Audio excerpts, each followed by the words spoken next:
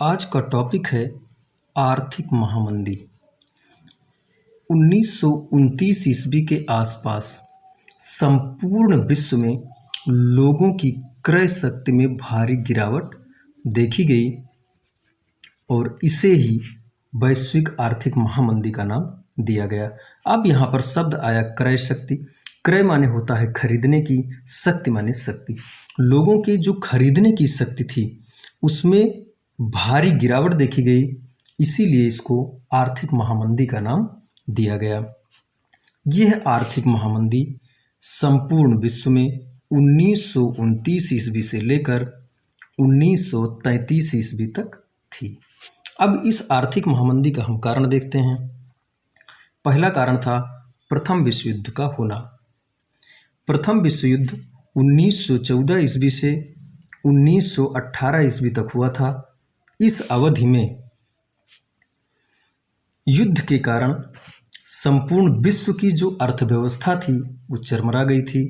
व्यापार बंद हो गए थे, फसलें नष्ट हो गई थीं, जिसने आर्थिक महामंदी को बढ़ावा दिया। दूसरा कारण देखते हैं। दूसरा कारण था औद्योगिकरण एवं मशीनीकरण।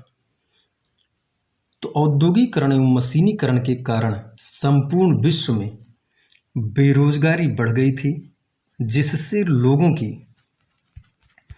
क्रय शक्ति में गिरावट आई और आर्थिक महामंदी को बढ़ावा मिला।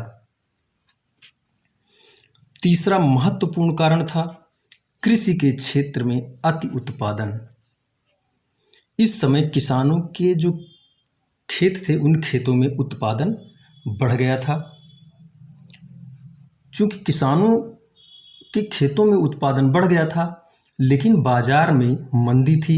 मंदी क्यों थी? लोगों के पास क्रय शक्ति नहीं थी। तो जब लोगों के पास क्रय शक्ति नहीं थी तो उन्होंने सामान नहीं खरीदा। तब किसानों ने अपने उत्पाद को क्या कर दिया? सस्ता कर दिया। और इस सस्ते की भरपाई के लिए उन्होंने अपने उत्पादन को बढ़ा दिया और इस उत्पादन के बढ़ने से बाजार में जो वस्तुओं की आवक थी वो और तेजी से बढ़ गई। लोग जब सामान खरीदने बाजारों में उस स्थिति में नहीं निकले, तब वो जो सामान थे बाजार में सब क्या हुए? सड़ने लगे, जिससे आर्थिक महामंदी व्याप्त हो गई। अब इस आर्थिक महामंदी का हम प्रभाव देखते हैं।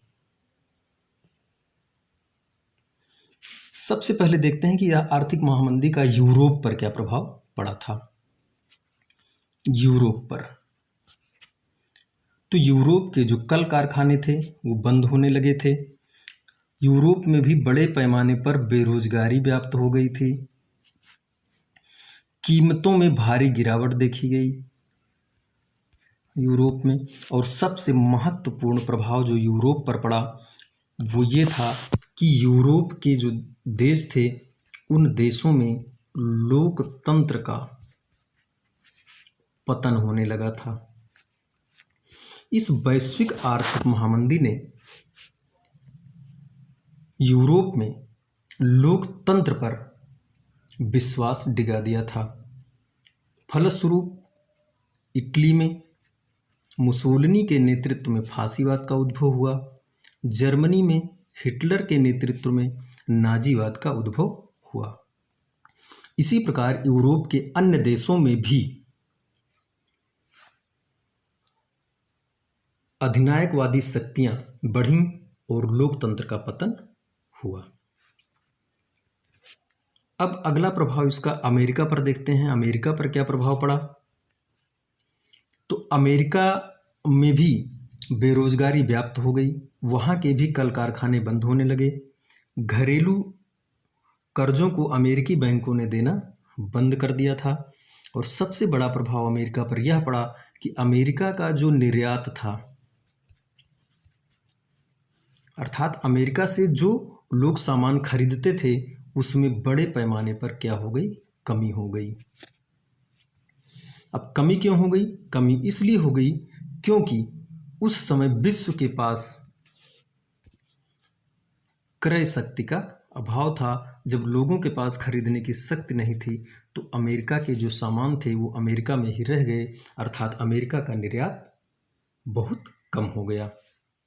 नेक्स्ट, महामंदी का भारत पर प्रभाव देखते हैं। तो महामंदी का भारत पर पहला प्रभाव पड़ा व्यापारिक क्षेत्र में। भारत का जो आयात और निर्यात था, भारत का जो आयात और निर्यात था वो घट करके इस समय आधा रह गया। अब यहाँ पर शब्द आया आयात और निर्यात। अब हम देखते हैं कि आयात और निर्यात क्या होता है। इसको हम इस तरह से समझते हैं, ये है आपका भारत और ये है अन्य देश। अन्य देश में विश्व का कोई भी देश हो सकता है। जब भारत अन्य देशों से कोई वस्तु अपने यहाँ मंगवाता है तो उसको कहा जाता है आयात।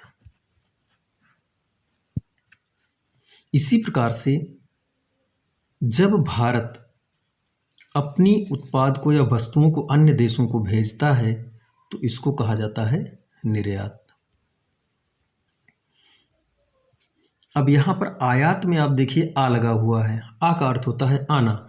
इसका मतलब ये हो गया कि हम आयात उसे कहते हैं जब कोई वस्तु किसी अन्य देश से हमारे देश में आती है तो उसे हम आयात कहते हैं। जब हमारे देश से वह वस्तु अन्य देशों को भेजी जाती है तो उसे हम निर्यात कहते हैं। दूसरा प्रभाव देखते हैं, कृषि उत्पादों पर पड़ा। इस समय जो गेहूं की कीमत थी वो गिर करके आधी रह गई। टाट का निर्यात बंद हो गया। भारत से टाट का निर्यात होता था बहुत, लेकिन अब वो घट करके बहुत ही कम हो गया, क्योंकि आर्थिक महामंदी थी, लोग उसको खरीद नहीं रहे थे। इसलिए ये टाट जिससे बनता था उसका नाम था पटसन, और पटसन की जो कीमत थी वो गिर करके बहुत कम हो गई, अर्थात पटसन की कीमत 60% से भी अधिक इस समय गिर गई। अब तीसरा प्रभाव इसका देखते हैं, शहरी और ग्रामीण अर्थव्यवस्था पर आर्थिक महामंदी का क्या प्रभाव पड़ा। तो शहरी अर्थव्यवस्था पर बहुत अधिक महामंदी का प्रभाव नहीं पड़ा, क्योंकि शहरों में ज़्यादातर वेतनभोगी कर्मचारी रहते थे, जमींदार रहते थे, इसलिए इन पर प्रभाव नहीं पड़ा, क्योंकि जमींदार किसानों से लगान वसूल करते थे, वेतनभोगी कर्मियों को वेतन मिलता था। नेक्स्ट, इस आर्थिक महामंदी का भारत की ग्रामीण अर्थव्यवस्था पर बहुत बुरा असर पड़ा।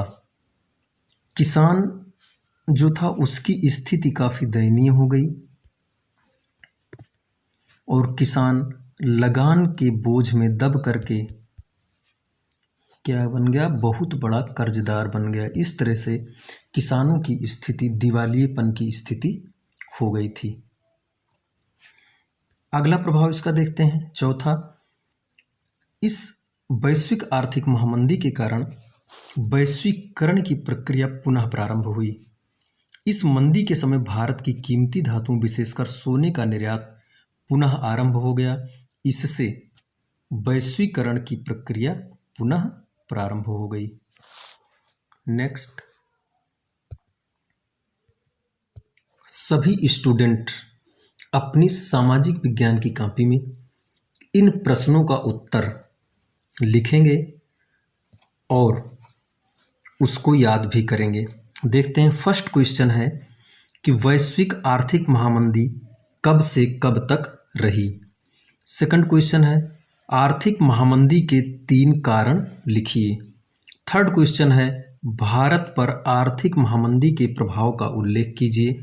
फोर्थ क्वेश्चन है वैश्विक आर्थिक महामंदी के समय भारत में कौन सा आंदोलन चल रहा था और उस आंदोलन पर एक टिप्पणी लिखिए।